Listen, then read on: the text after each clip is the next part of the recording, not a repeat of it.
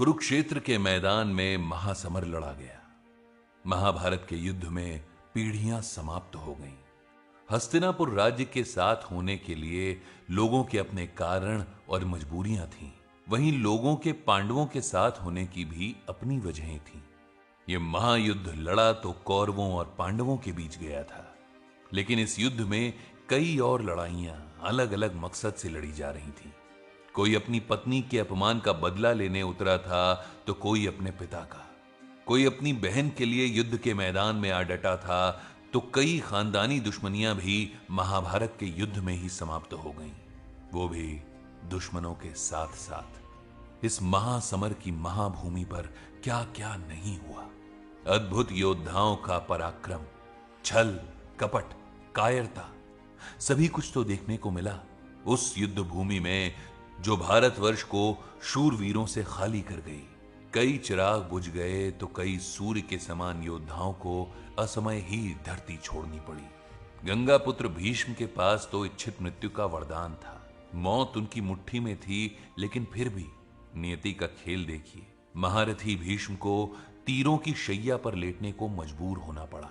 अपनी आंखों के सामने अपने वंश का नाश होते देखना पड़ा। यहां तक कि अपने चाचा बाहलीक सहित उनके पूरे वंश को मिटते हुए देखना पड़ा।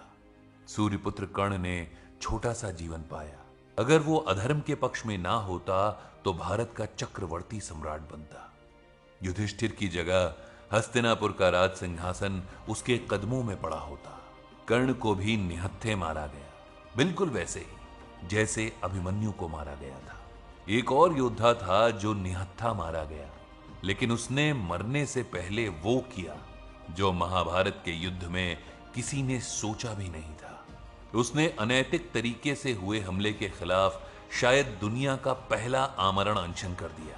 युद्ध भूमि में धरने पर बैठ जाने का यह पहला और शायद आखिरी उदाहरण भी था।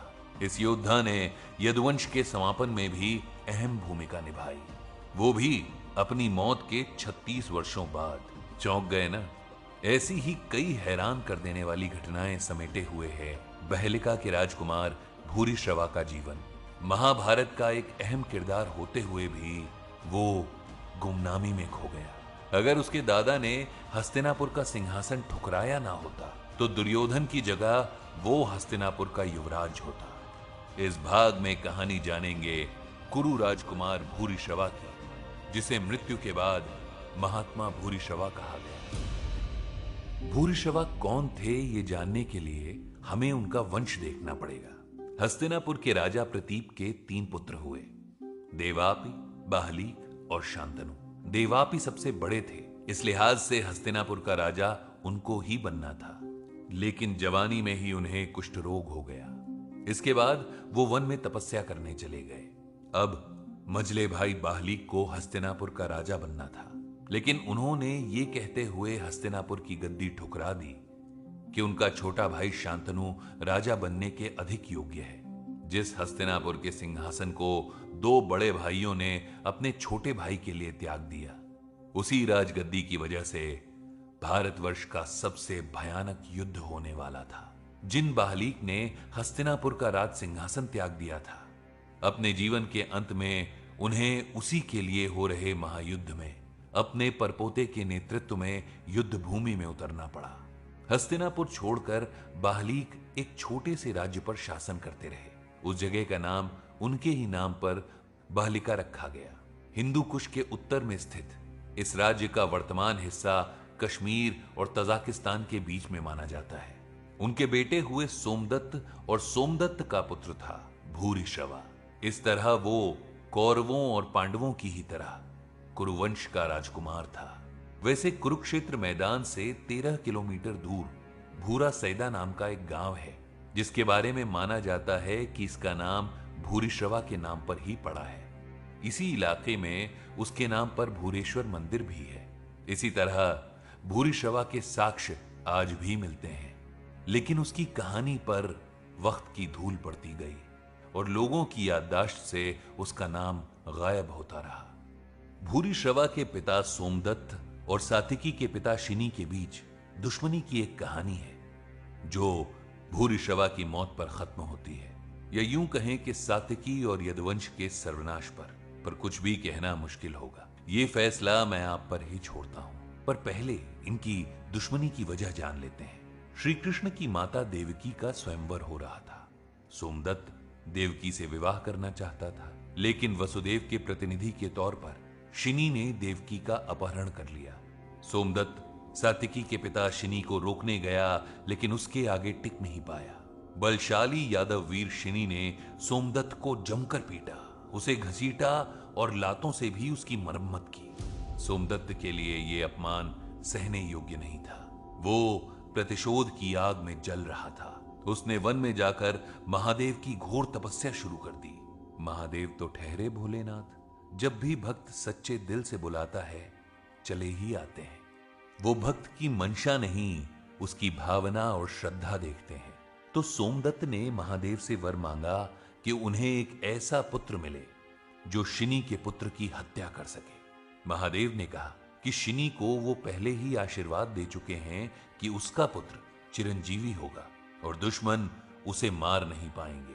तब अपमान की आग में जल रहे सोमदत्त ने महादेव से कहा कि क्या उसका पुत्र शिनी के बेटे की वैसी ही पिटाई कर सकता है जैसे उसने मेरी की थी? क्या मेरा पुत्र मेरे अपमान का बदला लेगा?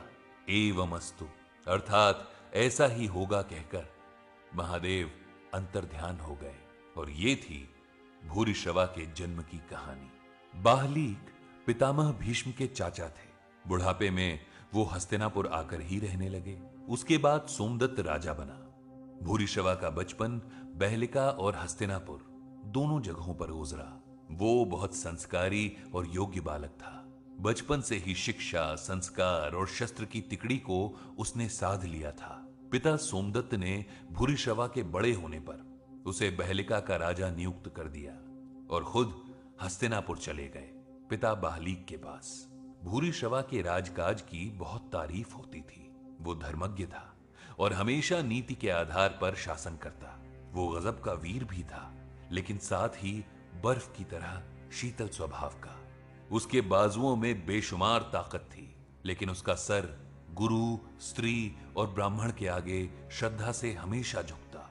भूरिश्रवा के पांडवों और कौरवों दोनों से ही अच्छे संबंध थे। कुरुवंश के सर्वनाश की घड़ी लेकर जब महाभारत का युद्ध सामने आ गया, तो उसके दादा बाहलीक, पिता सोमदत्त और खुद भूरिश्रवा तीनों के तीनों कौरवों की तरफ से युद्ध में शामिल हुए।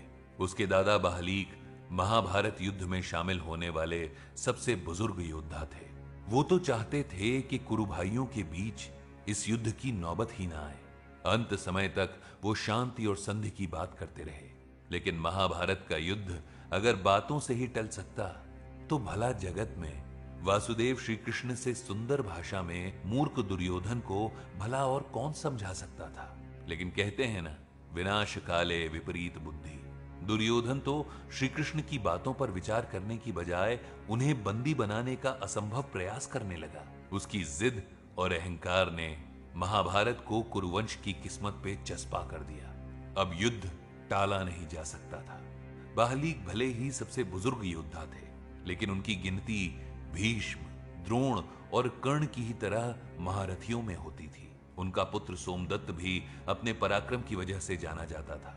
बहलिका नरेश भूरिश्रवा दुर्योधन की तरह बड़ों का अपमान नहीं करता था।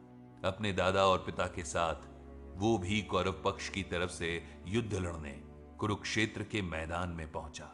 भूरिश्रवा को एक अक्षौहिणी सेना का सेनापति बनाया गया। उसने महाभारत युद्ध में गजब के शौर्य का प्रदर्शन किया।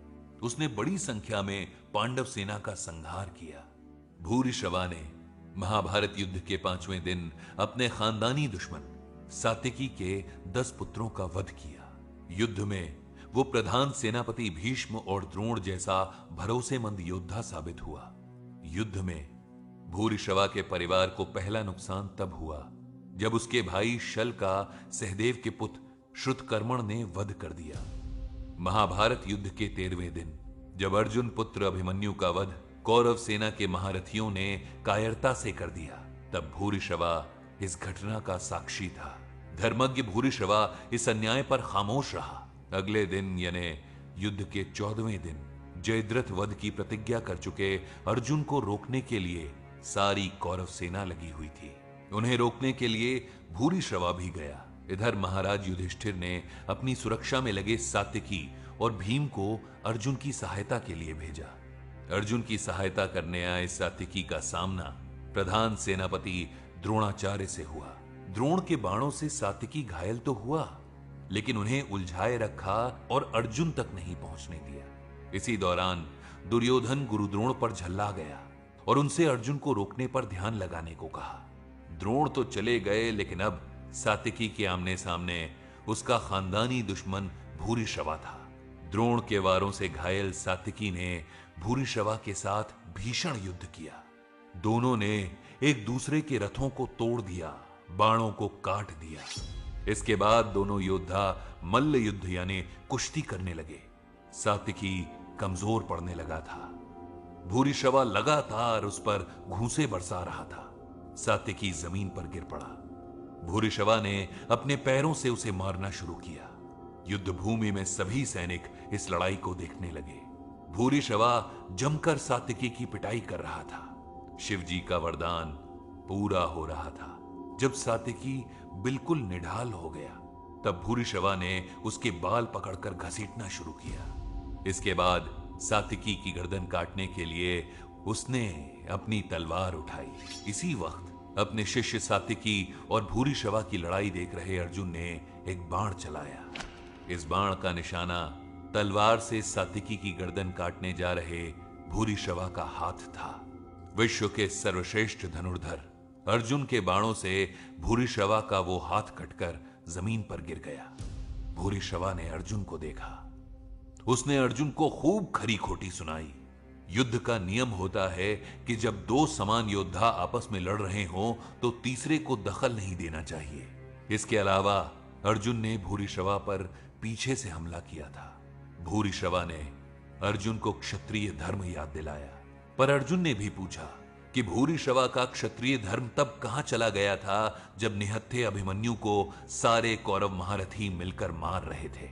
अर्जुन ने कहा कि वो भी निहत्थे सात्यकी को मारने जा रहा था। सारे घटनाक्रम से दुखी भूरिश्रवा कुरुक्षेत्र के मैदान में जमीन पर ही बैठ गया। उसने आमरण अनशन शुरू कर दिया। वो समाधि की अवस्था में था। श्री कृष्ण और अर्जुन समेत सभी हैरान थे। महाभारत के मैदान में एक योद्धा धरने पर बैठ गया था। इधर सात्यकी को भी होश आ गया। उसने ध्यान में बैठे भूरिश्रवा को देखा और अपनी तलवार से उसी अवस्था में उसकी गर्दन काट दी। सात्यकी के इस कदम की दोनों ही पक्षों के सैनिकों ने आलोचना की। सबने इसे कायरतापूर्ण कदम बताया। वहीं भूरिश्रवा की धर्मपरायणता से खुश होकर श्री कृष्ण ने उसे आशीर्वाद दिया। इस तरह भूरिश्रवा का अंत हुआ जब वो निहत्था था। थोड़ी देर पहले सात्यकी की इसी अवस्था में वो जान लेने वाला था, पर अब पल में ही बाजी पलट चुकी थी। अपने बेटे की मौत की खबर सुनकर उसके पिता सोमदत्त और दादा बाहलीक सात्यकी को मारने के इरादे से उसके सामने आए। शायद उस दिन सात्यकी मारा ही जाता अगर भीमसेन और अर्जुन ने उसकी रक्षा न की होती। सोमदत्त और बाहलीक भी मारे गए। इस तरह हस्तिनापुर के राजा प्रतीप के मझले पुत्र बाहलीक का वंश समाप्त हो गया। भूरिश्रवा का वध जरूर हो चुका था, लेकिन उसका जिक्र महाभारत युद्ध के 36 सालों बाद दोबारा हुआ, जब गांधारी के श्राप के कारण द्वारका में एक के बाद एक विपदाएं आ रही थी। श्री कृष्ण के कहने पर सभी यदुवंशी पुरुष तीर्थ यात्रा करने प्रभास नाम की जगह पर इकट्ठा हुए। वहीं एक रात शराब के नशे में सात्यकी ने कृतवर्मा का मजाक उड़ाया। क्रोधित कृतवर्मा ने सात्यकी को निहत्थे भूरिश्रवा का वध करने के कारण कायर कहा। गुस्से में सात्यकी ने तलवार से कृतवर्मा की गर्दन उड़ा दी। इसके बाद सभी यदुवंशियों में भीषण संघर्ष छिड़ गया और सभी मारे गए। भूरिश्रवा यदुवंश के अंत का भी कारण बना। वो एक आदर्श योद्धा था, लेकिन अपने पिता के प्रतिशोध का हथियार भी था। उसने पिता का बदला तो ले लिया, लेकिन खुद भी भाई, पिता और दादा के साथ उस महासमर में मारा गया। भूरिश्रवा की कहानी महाभारत को अहम मोड़ देती है। उसकी कहानी हमें यही सिखाती है कि प्रतिशोध की आग में नीतिवान और ज्ञानी भी राह से भटक जाते हैं। बदले की भावना के नुकसान के उदाहरण महाभारत में भरे पड़े हैं। अगर आपके दिल में भी किसी के लिए बहुत ज्यादा गुस्सा है तो उसे निकाल दीजिए। माफ करना और माफी मांगना सीखिए। लड़ाइयों के महाभारत सर्वनाश की ही कथा लिखते हैं, किंतु प्रेम और क्षमा से ही जीवन सुंदर बनता है।